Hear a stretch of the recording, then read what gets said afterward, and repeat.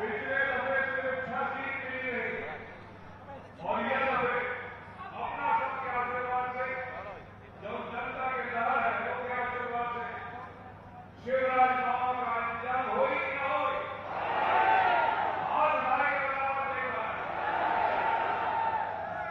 यह भावना है और यह भावना के साथ आरती कमलनाथ जी आसमान के बराबर राइट है नियम से व्यवस्था से सही रहा है नियम से उनकी इबादत के चेहरे से सही रहा है जनता निश्चित कर चुकी है कि हम के 30 में कम से कम 24 विधानसभा में कांग्रेस पार्टी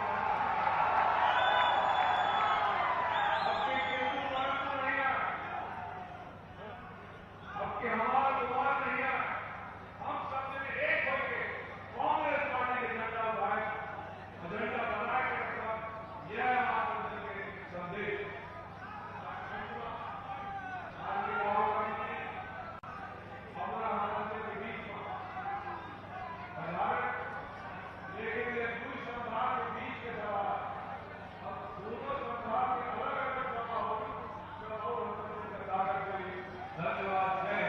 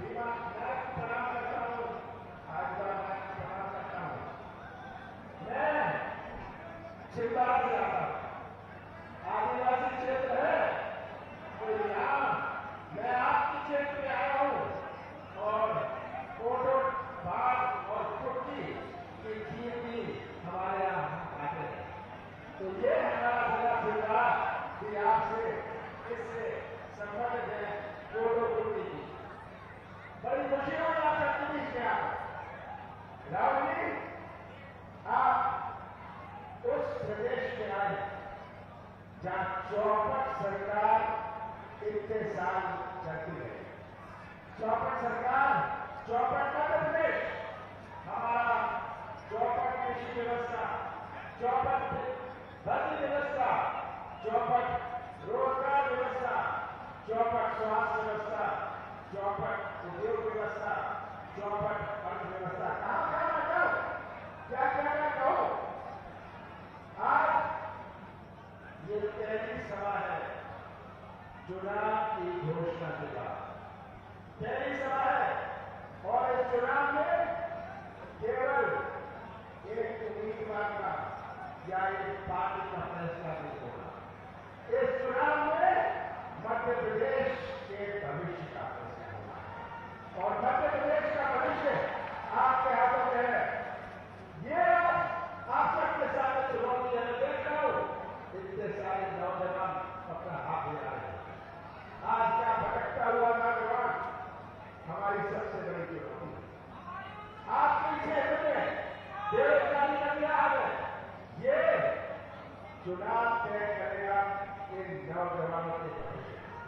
ये चुनाव तय करेगा हमारे आगे आने वाले दिनों को हम कैसा मध्य प्रदेश सौंपना चाहते हैं। तो मैं तो आपसे बड़े संक्षेप में कहना चाहूंगा, मध्य प्रदेश की तस्वीर अपने सामने न देखिए कि ये ऐसा प्रदेश है राहुल जी जहां सबसे ज्यादा अत्याचार पूरे देश में हमारे आदिवासी पर हुआ। ये ऐसा प्रदेश है जो बेरोजगारी में नंबर 1 है। ये ऐसा प्रदेश है जहां हमारे किसान के आंसू शिवराज सिंह जी नहीं देख सकते, हमारे नौजवान की आवाज नहीं सुन सकते, उनकी आंख नहीं चलती, उनके काम नहीं चलते, पर उनका मुंह बहुत चलता है। मुंह चलाने में और प्रदेश चलाने में बहुत अंतर है। अब तो 35 दिन पहले शिवराज सिंह जी, यही जनता मध्य प्रदेश की जनता ने आपको पहचान लिया, आपकी कलाकारी को पहचान लिया, आपके झूठ को पहचान लिया और यही जनता जो यहां बैठी है मध्य प्रदेश के मतदाता आपको विदा करने के लिए इंतजार कर रहे हैं। 35 दिन बाद ये भ्रष्ट सरकार, भ्रष्टाचार के बारे में आपको क्या कहो। आप और मध्य प्रदेश का हर व्यक्ति या तो भ्रष्टाचार का शिकार है या भ्रष्टाचार का गवाह है। सही बात है, भ्रष्टाचार के गवाह बैठे हैं, भ्रष्टाचार के शिकार बैठे हैं। यहाँ ये सबसे भ्रष्ट प्रदेश 50% पैसे दो काम दो, ये आज आपके पास 50 एकड़ जमीन है, पैसे दे दो, गरीबी की रेखा में काम दे पाओ। सही बात है, ये आज हालात है। मैं तो शिवराज सिंह जी से पूछता हूं, शिवराज सिंह जी आपने दिया क्या? शिवराज सिंह जी आपने दिया क्या? महंगाई दी, बेरोजगार दिया, भ्रष्टाचार दिया, भर्ती घोटाला दिए, माफिया राज दिया, रेत माफिया जो आने वाली है, रेत माफिया दिया। हमारी सरकार आएगी, हम इस रेत माफिया से देखेंगे, रेत का अधिकार सबसे पहले आपका होगा। ये रेत माफिया जो शिवराज सिंह ने दिया है, शिवराज सिंह जी आपने जवाब क्या दिया? आपने अपराध किया, आदिवासियों पर अत्याचार किया। शिवराज सिंह ने एक और चीज क्या दिया? घर घर में शराब। ये शिवराज सिंह ने दिया, ये शिवराज सिंह ने उपलब्धि है। हमारी सरकार बनी, आपने बनाई थी, मध्य प्रदेश की जनता ने बनाई थी। 15 महीने हमारी सरकार बनी, 11.5 महीने मुझे मेरे काम करने की लोकसभा चुनाव था। हमने अपनी नीति और नीयत का परिचय दिया। कौन सी गलती करेंगे? हमने 27 लाख किसानों का कर्जा माफ किया और हमारे इस शेड्यूल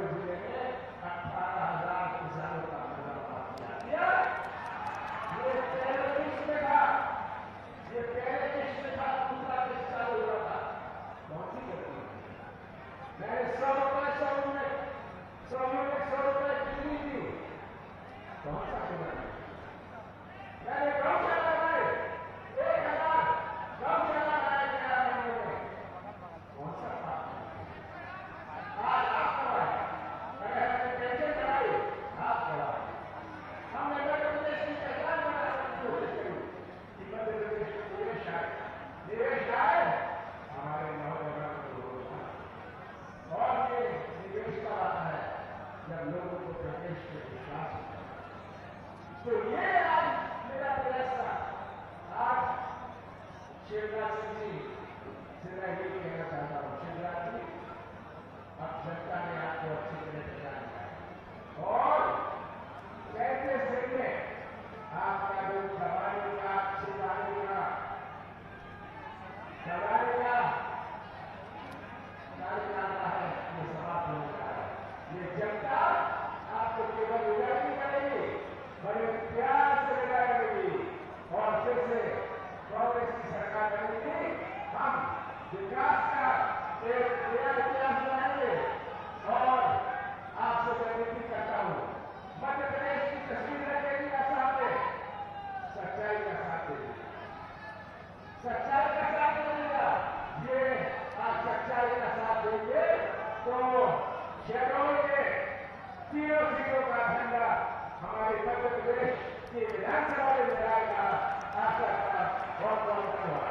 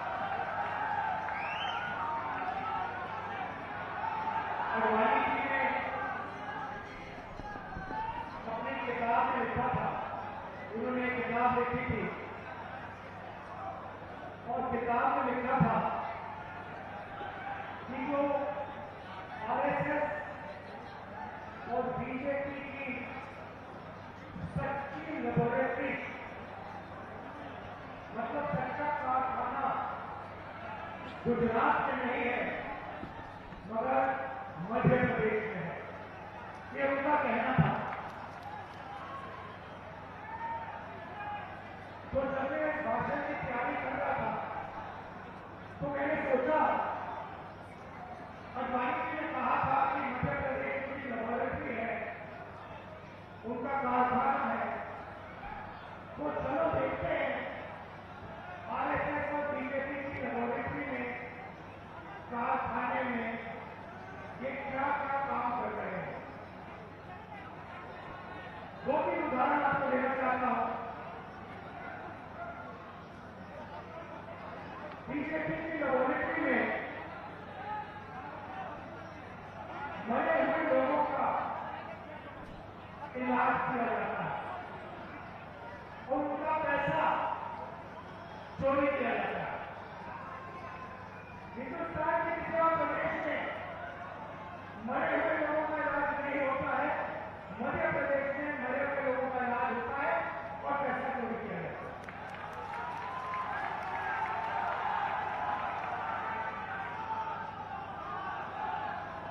मध्य प्रदेश में और किसी प्रदेश में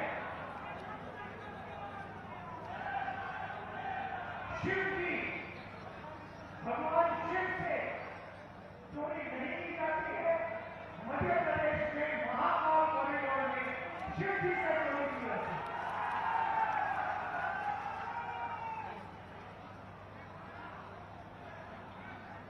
बच्चों की जो स्कूल यूनिफॉर्म होती है, उनका मिड डे मील का भोजन का पैसा होता है, वो बीजेपी लेबोरेटरी में उनसे चोरी की जाती है। मध्य प्रदेश के भविष्य से छोटे छोटे बच्चों से चोरी की जाती है, लोगों की हत्या हो जाती है, एमपीपीएस की सीट बिक जाती है और पटवारी बनने के लिए 15 लाख रुपए की रिश्वत देनी पड़ती है। मगर ये लोग वहां नहीं रुकते।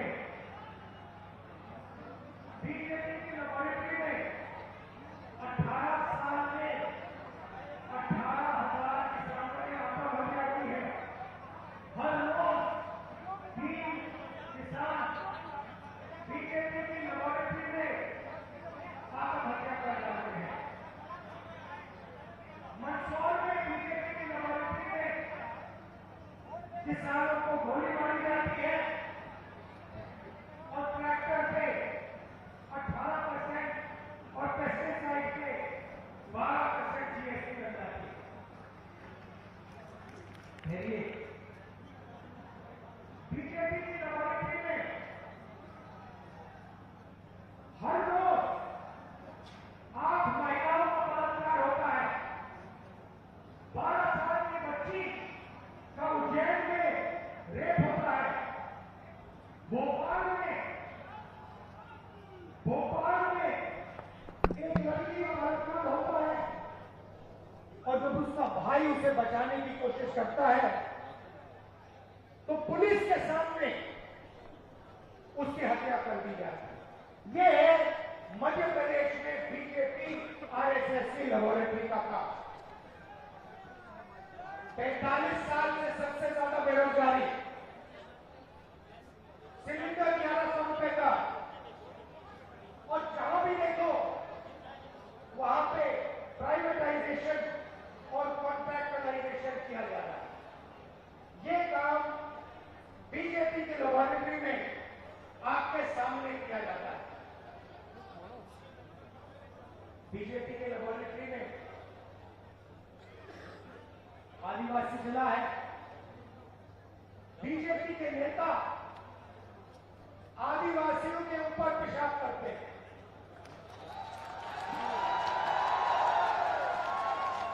ये मतलब था गांधी जी का जब उन्होंने कहा मध्य प्रदेश में आरएसएस और बीजेपी की लेबोरेटरी बनेगी। ये काम इन्होंने आपको करके दिखाया। आदिवासी ने दिखाया हो तो आपके बारे में देखिए, शब्द बहुत जरूरी होते हैं। जब कमलनाथ जी भाषण देते हैं, हमारे नेता भाषण देते हैं, सोनिया जी, खाड़गे जी, मनमोहन सिंह जी भाषण देते थे, मैं भाषण देता हूं तो हम आदिवासी शब्द का प्रयोग करते हैं। आपने हमारे मुंह से कभी वनवासी शब्द सुना है? आदिवासी शब्द और वनवासी शब्द के बीच में फर्क क्या है? आदिवासी शब्द का मतलब हिंदुस्तान के पहले निवासी, जो यहाँ पहले आए थे। आदिवासी शब्द का मतलब जो पहली, जब पहले हिंदुस्तान आया, पहले लोग जो यहां रहते थे, जो इस जमीन के मालिक थे, उनको हम आदिवासी कहते हैं। चेक करो सर। मतलब ये कोई खोखला शब्द नहीं है। इसका मतलब हिंदुस्तान की जमीन, जल, आएगी जंगल पर आपका सबसे पहला हक बनता है। यह इसका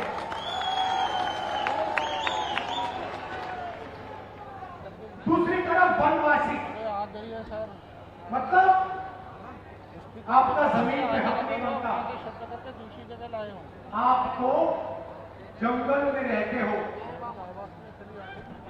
इसीलिए बीजेपी के लोग बीजेपी के नेता आदिवासियों पर पेशाब करते हैं और जब कोविड का समय आता है तो जो जानवर को भी खिलाया नहीं जा सकता वो मध्य प्रदेश के आदिवासियों को खिलाने की कोशिश करते हैं। सड़ा हुआ अनाज आपको देते हैं। इनका कहना है कि आपको जंगल में रहना है।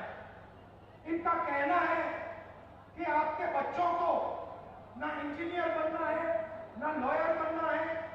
इनका कहना है कि आपको बैंक लोन नहीं मिलना चाहिए, आपको आवास योजना में सही पैसा नहीं मिलना चाहिए, क्योंकि आप जंगल में हो, आपको जंगल में रहना चाहिए और आपको जंगल में मरना चाहिए। ये है आदिवासी और वनवासी शब्दों का फर्क।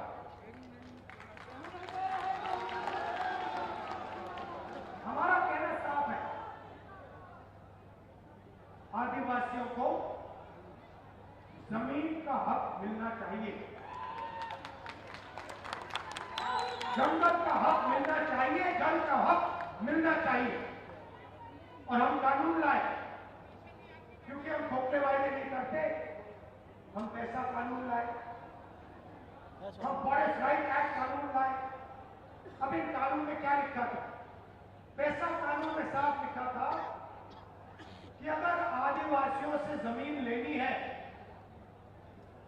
चाहे वो हिंदुस्तान का सबसे बड़ा उद्योगपति हो, अदानी हो, कोई भी हो, अगर जमीन लेनी है तो पहले जाकर हाथ जोड़कर ग्राम सभा के हिसाब से जाकर पूछिए, नहीं तो जमीन नहीं ले सकते। ये कानून बनाया हमने।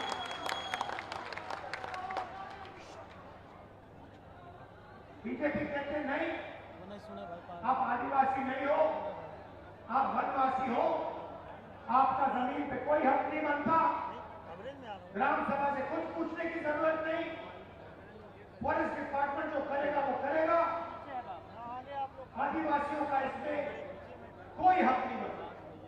और पैसा कानून को, ट्राइबल एक्ट को उन्होंने रद्द कर दिया। 4.5 लाख पट्टे, जमीन के पट्टे जो आपके हैं, जो आपको मिलने चाहिए, उन पट्टों को बीजेपी की सरकार ने रिजेक्ट कर दिया, रद्द कर दिया। क्योंकि वो कहते हैं भैया आप आदिवासी नहीं हो, आप वनवासी हो, जमीन का तो आपका हक बनता ही नहीं है। कमलनाथ जी की सरकार ने 3.5 लाख पट्टे आपके हवाले कर दिए थे।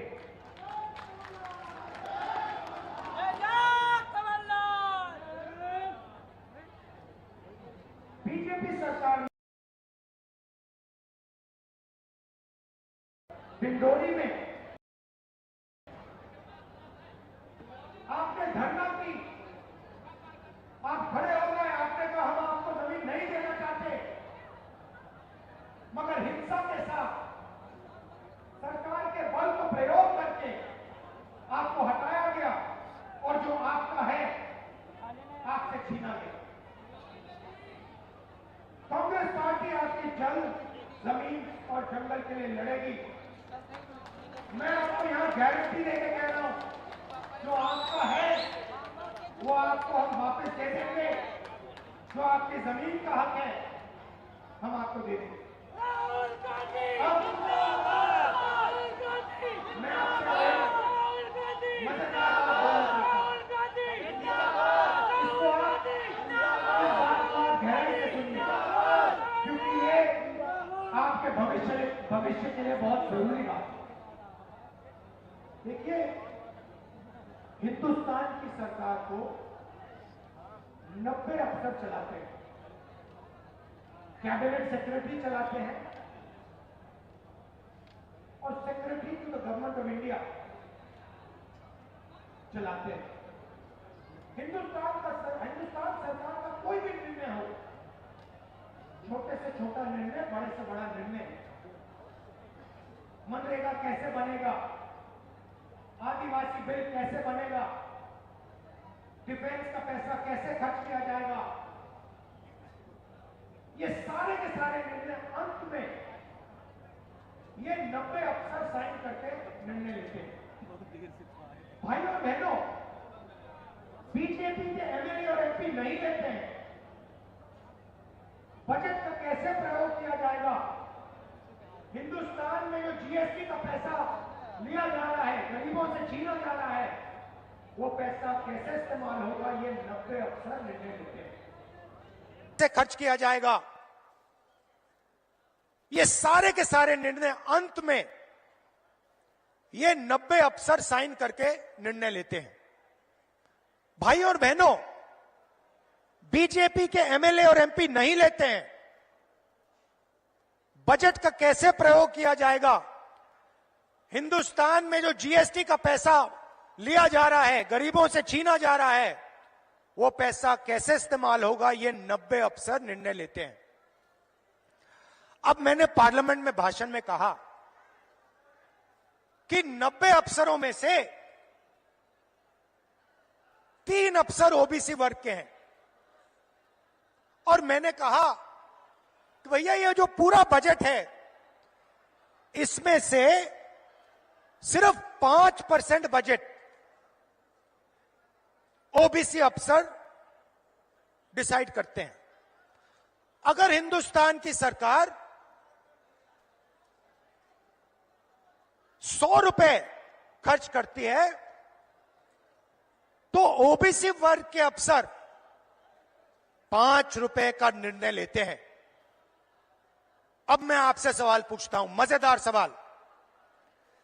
अगर हिंदुस्तान की सरकार 100 रुपए खर्च करती है और ओबीसी के अफसर 5 रुपए का निर्णय लेते हैं, तो आदिवासी अफसर आज कितने रुपए का निर्णय लेते हैं, यह बता दो मुझे। भाई और बहनों, ये हिंदुस्तान, हमारे देश को चलाते हैं। आप मुझे बताइए, अगर हिंदुस्तान की सरकार 100 रुपए खर्च करती है, तो आदिवासी अफसर कितने रुपए का निर्णय लेते हैं? जब मैं आपको बताऊंगा, जवाब दूंगा, आप हिल जाओगे। शर्म की बात है। भाई और बहनों, 100 रुपए में से आदिवासी अफसर नहीं, इसीलिए हम सवाल उठा रहे हैं। आदिवासियों को इस देश में आज क्या हक मिलना चाहिए, कितना हक मिलना चाहिए, ओबीसी वर्ग को कितनी हिस्सेदारी मिलनी चाहिए, एससी वर्ग को कितनी हिस्सेदारी मिलनी चाहिए, यह सवाल है देश के सामने। इसीलिए हमने कास्ट सेंसस की बात की है, इसीलिए हम कास्ट सेंसस चाहते हैं, जाति जनगणना चाहते हैं, और हम करवा के दिखाएंगे।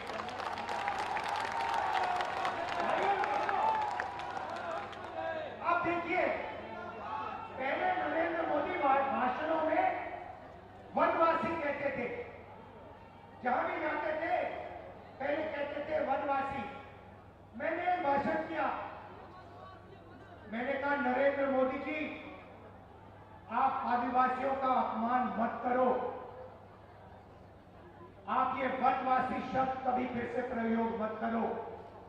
अब आप देखिए, नरेंद्र मोदी जी का भाषण देखिए, अब वो वनवासी नहीं कहते, अब वो आदिवासी कहते हैं। मुंह से आदिवासी शब्द निकलता है, दिल में वनवासी शब्द है। भाइयों और बहनों, मुंह से आदिवासी, दिल और दिमाग में वनवासी। हमारी नीयत साफ है,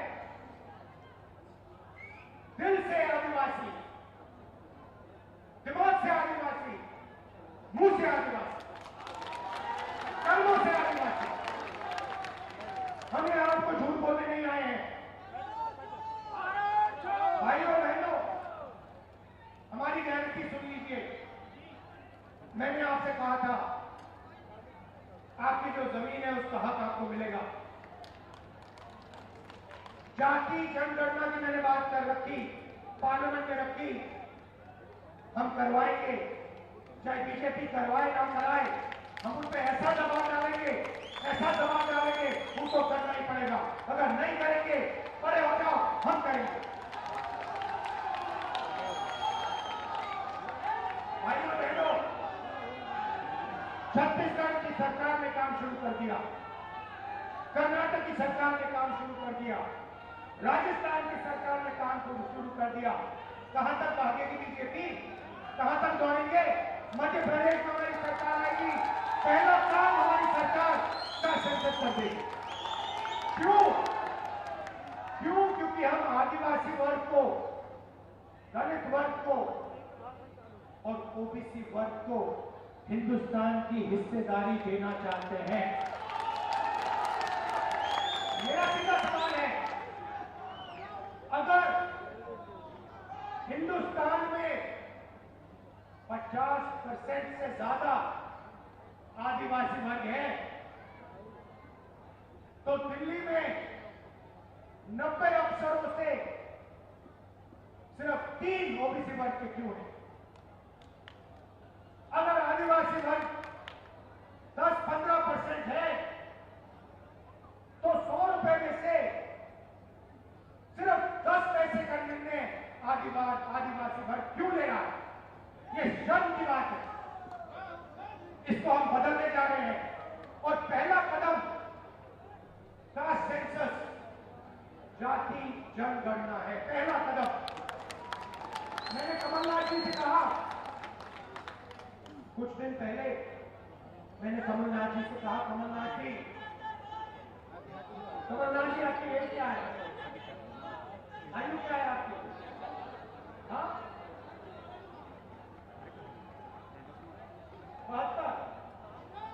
72 साल की एज है। आप देखिए, कांग्रेस के नेता हैं, कभी जीप पे चढ़ जाएंगे, कभी भारत जोड़ो यात्रा पे निकल जाएंगे। कुछ दिन पहले भीड़ के बीच में घुस गए, थोड़ी सी चोट लग गई, घुटने में चोट लग गई। मैंने पहला सवाल इनसे पूछा, कमलनाथ जी आपने एक्सरे करवाया, एमआरआई आपने करवाया? कहते हाँ मैंने करवाया। क्या हुआ? नहीं, हड्डी नहीं टूटी थी, लिगामेंट में थोड़ी चोट लगी। वही बात मैं कह रहा हूं, कास्ट सेंसस, जाति जनगणना, एक्सरे है। आदिवासी वर्ग को चोट लग रही है, ओबीसी वर्ग को चोट लग रही है, दलित वर्ग को चोट लग रही है। चलो पता लगा लेते हैं, एक्सरे कर लेते हैं, दूध का दूध, पानी का पानी हो जाएगा, साफ हो जाएगा।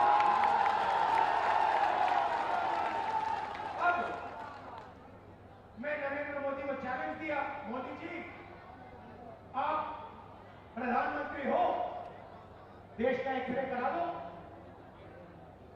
कांग्रेस पार्टी ने जाति जनगणना की थी, उसका जो डेटा है मध्य प्रदेश की जनता के सामने, ओबीसी युवाओं के सामने रख दो। कभी नरेंद्र मोदी जी पाकिस्तान की बात करेंगे, कभी अफगानिस्तान की बात करेंगे, कभी साउथ इंडिया की बात करेंगे। क्या इधर ध्यान करवाएंगे, उधर दिखवाएंगे, ऊपर दिखवाएंगे, नीचे दिखवाएंगे। अरे नरेंद्र मोदी जी, कास्ट सेंसस है, जाति जनगणना, उसके बारे में आपके भाषण में बोल दीजिए।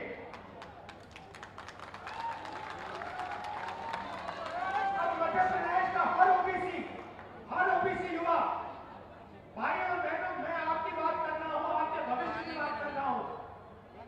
आप बेरोजगार क्यों हो? समझो, क्योंकि कास्ट सेंसस नहीं किया गया, क्योंकि जाति जनगणना नहीं की गई, इसलिए आप बेरोजगार हो। क्योंकि आपके लोग हिंदुस्तान की सरकार को नहीं चला रहे, बजट के निर्णय नहीं ले रहे। कल भाई और बहनों, ओबीसी भाई और बहनों, युवाओं, प्रेस कॉन्फ्रेंस हो रही थी मजेदार। मुझसे सवाल पूछ रहे हैं मोदी जी के बारे में, इसराइल के बारे में, अलग अलग सवाल। मैंने एक सवाल रख दिया सामने। मैंने प्रेस वालों से पूछा, भैया एक बात बता दो, आप यहां पे 200-300 लोग खड़े हो, आप मीडिया के लोग हो, आप न्यूज बनाते हो, आप अखबार छपाते हो, आप टीवी चलाते हो, मुझे एक बात बता दो, आप में से ओबीसी कितने हैं? भाइयों बहनों, सन्नाटा छा गया। ना एक ओबीसी था, ना एक दलित था, ना एक आदिवासी था। ये सवाल है हिंदुस्तान के सामने। इस सवाल का जवाब हम निकालना चाह रहे हैं। ओबीसी युवा है कितने, उनकी भागीदारी कितनी होनी चाहिए, ये हम जानना चाह रहे हैं। नरेंद्र मोदी छुपाना चाह रहे हैं सच्चाई, बताना नहीं चाह रहे हैं। इसीलिए वो कभी पाकिस्तान की बात करेंगे, कभी वो साउथ इंडिया की बात करेंगे, कभी वो चुनाव की बात करेंगे। जाति जनगणना की बात नहीं कर सकते। रिमोट कंट्रोल कहीं और है, अदानी के पास रिमोट कंट्रोल। तो कांग्रेस ने क्या वायदे किए? झूठे वायदे नहीं, मोदी जी वायदे नहीं, 15 लाख रुपए वायदे नहीं। मैंने आज कमलनाथ जी से कहा, रणदीप सुरजेवाला जी से कहा हेलीकॉप्टर में आते हुए कि देखिए, वायदे वही करने हैं जो पूरा हो सके, नहीं तो टाइम जाया मत कीजिए। हम सच्चाई बोलना चाहते हैं, हम मध्य प्रदेश की जनता से मोहब्बत करते हैं, हम झूठ नहीं बोलेंगे। तो सच्चे वायदे मैं आपको बता देता हूं।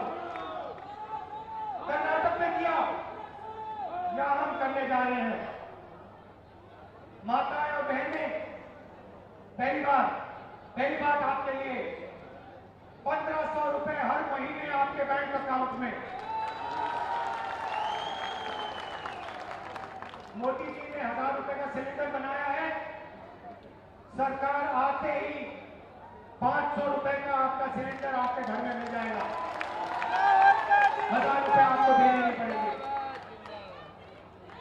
100 यूनिट बिजली मुफ्त में, और हमारे आदिवासी भाइयों के लिए, बहनों के लिए तेंदुपत्ता 4000 रुपए का। ये मैं आपसे कहना चाहता था। इतनी गर्मी में दूर से आए, आपने इतना प्यार किया, इतनी मोहब्बत से आपने मेरी बात सुनी। और सिर्फ आपने नहीं, मध्य प्रदेश के युवाओं ने टीवी पे आपने मेरी बात सुनी, समझी, और इस बात पे आप निर्णय लेने जा रहे हो, अपने भविष्य पे आप निर्णय लेने जा रहे हो। इसके लिए दिल से मैं धन्यवाद करता हूं आपका। जहां भी मेरी जरूरत हो, जब भी मेरी जरूरत हो, चाहे आप किसी भी वर्ग के हो, आदिवासी हो, कोई भी हो, किसी भी धर्म के हो, आप सिर्फ मुझे बुलाइए, मैं हाजिर हो जाऊंगा। दिल से आपका धन्यवाद। नमस्कार, जय हिंद।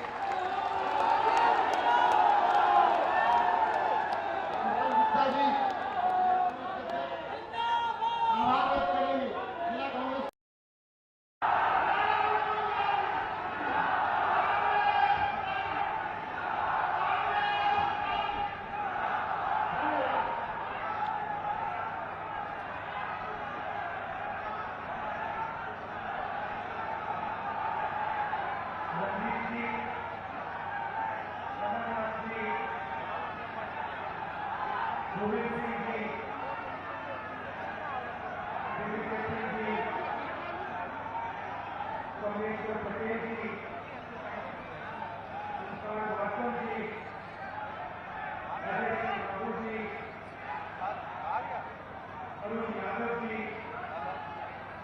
देश के कांग्रेस पार्टी के वरिष्ठ नेता, हमारे प्यारे कार्यकर्ता, भाइयों और बहनों, प्रेस के हमारे मित्रों, आप सबका यहाँ बहुत बहुत स्वागत। गर्मी में आप आए, दूर दूर से आए।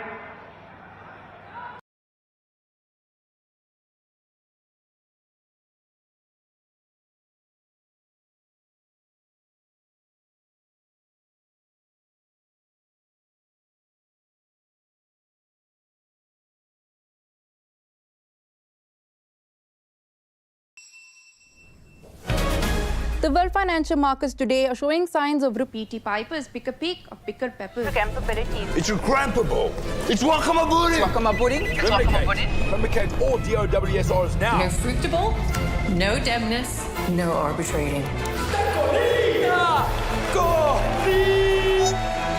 Global finance can be confusing, but it shouldn't be. Feel the world of trading become clearer with Okta. Okta, trading made clear. I lost my grandmother in January of that year. And within 9 months, I lost my father. It made me introspect. It made me slightly philosophical. And I think it fundamentally changed in many ways the person that I was as well. In my first meeting with Mr. Modi, I thought to myself that I'd be spending 10 minutes at most. Modi ji spent an hour and 15 minutes with me. And the bell didn't ring once. The time he spends with you is with you. And that is leadership to me. And as I said to you, that I am not someone who's governed by this. I'm someone who's governed by this. For the BJP, it's country followed by party. For others, it's the converse. That's the difference. Why has this alliance all come together? It is not a fight for democracy. It's a fight for kursi. I'm very clear whether there is an India alliance or there is no India alliance. The BJP is very strongly rooted in Madhya Pradesh. Election does not start the day the model code of conduct comes into place. For me, an election starts the day you win an election. Why is Mr. Kamal Nath so confident of victory? When there is a yawning gap between what you perceive to be your reality versus what the reality on the ground is, that to you is a case in point with the Congress party. The fact that cities and airports that were wiped off the civil aviation map post-World War II today are thriving as airports. It is no longer a China plus one strategy. It is now an India strategy.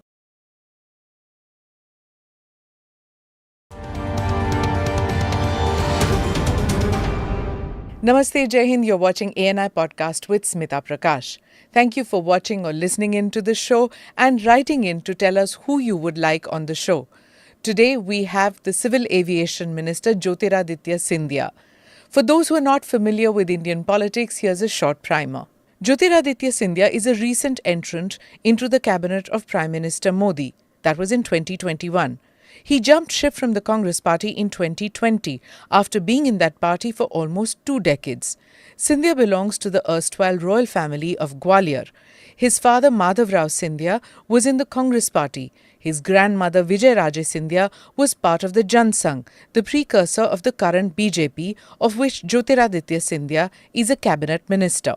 Thank you, Jyotiraditya Scindia, for being here. I don't know how to refer to you because your fans, they refer to you as Maharajji, and then there are so many Minister Sir, No. Sir. My name is Jyotiraditya, so whatever you'd like. If it's a little bit of a tongue twister, which it sometimes... No, why would it be? Sometimes is for a lot of people, yeah. What do you get called? So either Jyotir or Aditya many times. Or in the US, because for them it was a real tongue twister, so they abbreviated it to the first letter, which is just J. J. You're not Joe. No. I certainly am not a Joe. You're not a Joe. I'm not a Joe. Yeah, so whatever you like. All right. So, there are a bunch of questions which I want to ask you, but I would, of course, begin with your portfolio. When you joined the BJP and when you joined PM Modi's cabinet, it was like a given. I think most people thought that, yes, he is going to get civil aviation. Tell me, what is how did you feel when it was offered to you, or did you ask for it? No, not at all. I have, first of all, I've never put a preference for any portfolio throughout my 2 decades of public service in any of the portfolios that I've held. Secondly, I do not think that it is your domain to ask for one, whether it may be your preference or not. It is whatever the leadership decides is right for you, where the leadership in its opinion feels that you can do the best justice. And therefore, for me, it was, first of all, a very exciting portfolio to have for various reasons that we'll probably get into while we converse through this interview. But most importantly, it was also a very emotional one for me. Yeah. And the reason for that was that my father had held this portfolio in the early 90s, 91 to 93. And for me, it was also a challenging portfolio because whilst he had held it, he had really opened up the skies and he had deregulated this industry. And under the Prime Minister's vision and his very decisive thinking, he was very clear in terms of how he wanted to see this sector grow and be, most importantly, democratized. And therefore, for me, it was a great challenge when I found out that I had this portfolio. For our overseas viewers, here's a short primer about Jyotiraditya Scindia's father, Madhav Rao Scindia. Madhav Rao Scindia was the Civil Aviation Minister in the cabinet of Prime Minister Narasimha Rao. In 1992, one of the Indian Airlines aircraft crashed, though without any loss of life, and Scindia promptly submitted his resignation, which Prime Minister Rao accepted with alacrity. Madhav Rao Scindia died at the age of 56 in a plane crash in Uttar Pradesh. All 8 people died in the crash. At that time, he was being seen as the future Prime Minister candidate of the Congress party. Young Jyotiraditya Scindia was symbolically anointed the head of the family after his father's death. Jyotiraditya's father was the son of the erstwhile ruler of the Gwalior royal family. Jyotiraditya's mother, Madhavi Raje Scindia, is the great-granddaughter of the former Prime Minister of Nepal and Maharaja of Kaski and Lamjung, Shamsher Bahadur Rana. So let's rewind back to the time when your father passed away. What was it like at that moment? Because you were really young, and your father was seen as a prime ministerial candidate even in those years, and people saw so much potential in him. And here you were, this young person. He was an influential. I mean, every son is close to his father, but for you, he was more than just a father. He was a hero of sorts. Tell me a little bit about that period in your life. It's a painful period. It's not a period that, to be very candid with you, I like revisiting too often. I had been away at Stanford for 2 years. I was pursuing my MBA. And my parents had just come for my graduation May of 2001. And whilst I was at Stanford, I had participated in a business plan competition. And as it turns out, my colleague and I, with our business plan, we had won the competition. And therefore, we were pretty much set on the path of making that idea, which was on a piece of paper, into reality. And it was very early years, way beyond this outsourcing business trend that had started in India. I'm talking about 2001, almost 22 years ago. And we were looking at really the high-end outsourcing, high-value outsourcing. So we were looking at the technology aspect of it. And so I came back to India sometime in early mid-August of 2001. And we were looking for office space and hiring people and things like that. And within a month and a half of me coming back, and I was in Bombay, this happened on the 30th of September. And it pretty much changed my life. I then got into politics and ran for the first time for Parliament in 2002.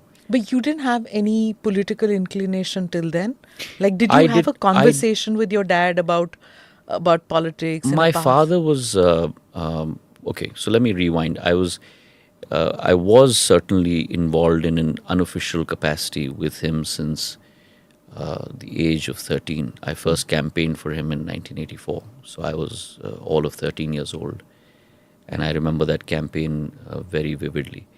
And I campaigned for him in every election since, except the last one, which was in 99, I believe, because I had just gone to Stanford. So I wasn't here.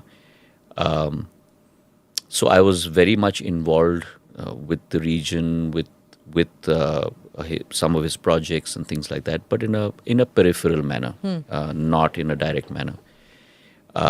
I did not have aspirations of joining politics at that point of time. I was much more focused on setting up a business. But then fate at times, Smitaji, deals you some cards, and you have to accept them and take on the challenge at that point of time. But if you ask me 20 years down the road, would I change anything in the way fate has taken me down a different path? And my answer is unequivocally a no, because the joy that one gets from not necessarily politics, and I create a distinction, my father always did, my grandmother always did, create a distinction between politics and public service. And our call in this family is not for politics, it is for public service.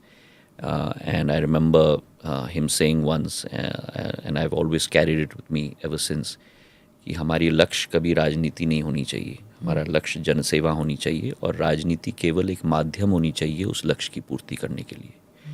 And so has it been my calling for the last 2 decades of public life. And therefore, if you see my resume, or my internal calling is that of a public servant and not a politician.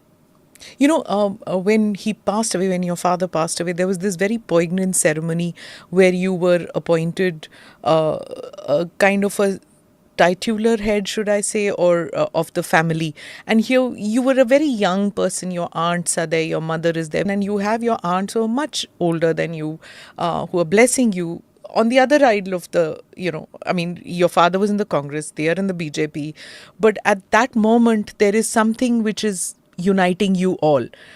Grief, probably. And at that time, politics doesn't play. What was going through your mind at that stage? I would say it's a step beyond grief, Smitaji, because I lost my grandmother in January of that year. And within 9 months, I lost my father. And so suddenly 2 generations just left. So it's beyond grief, and it at least for me, it made me introspect. It made me slightly philosophical, and it changed a lot of my worldviews, and it changed a lot of the views I had on life. What should be important as opposed to what we think is important. What is permanence and what is temporary. And I think it fundamentally changed in many ways the person that I was as well.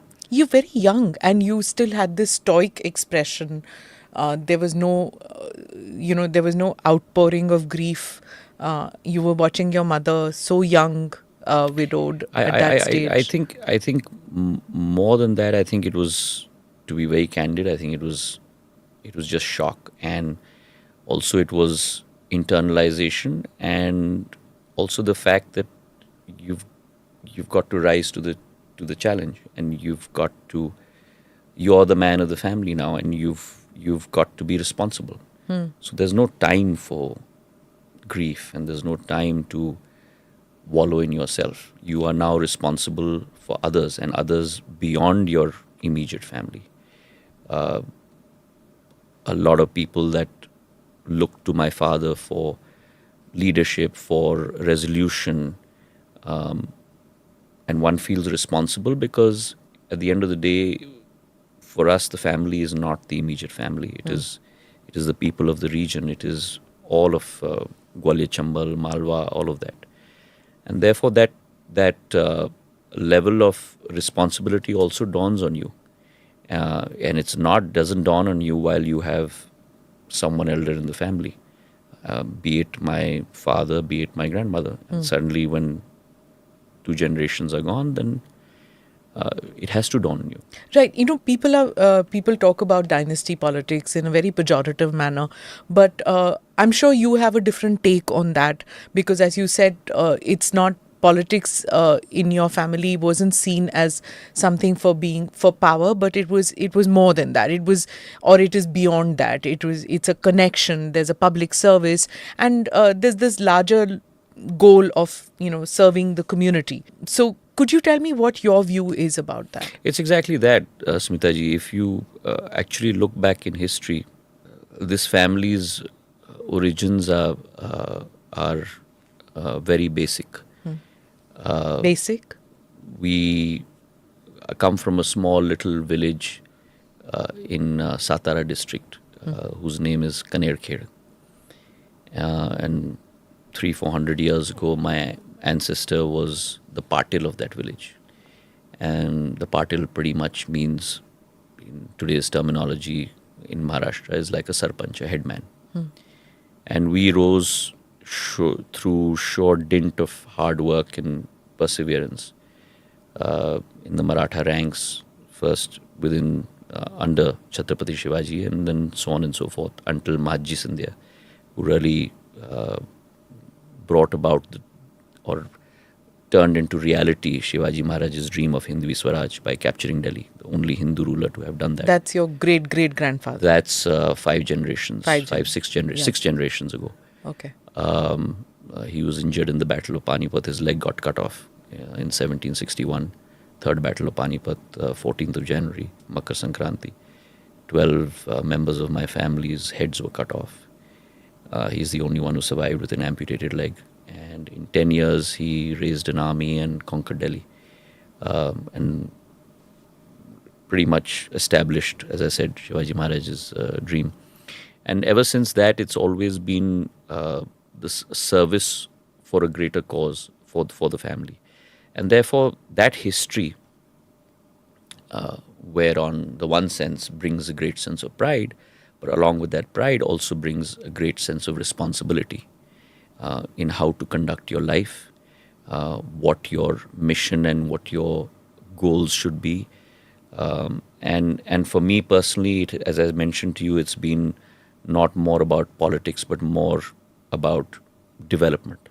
And so for me, in my last 20 years, every morning that I wake up and every night that I go to bed is the thought of what else can I do which is different, and how can I do the things that I'm doing in a different way to be more productive, and how can I bring about change of lives. So that's really been my calling, whether it's been in the role of a member of parliament or whether it's been in the role of a minister. That doesn't matter to me. But at the end of the day, it's about performance and it's about delivery. So the transition from a corporate life which you were leading to politics was a natural one, you're saying, which, but was it natural to get into go into the Congress party? Or your grandmother was with the BJP, your aunts were with the BJP? Yes, but at that point of time, I did take that call, and it was a conscious call. I do not believe that any decision in life on any individual is thrust on you.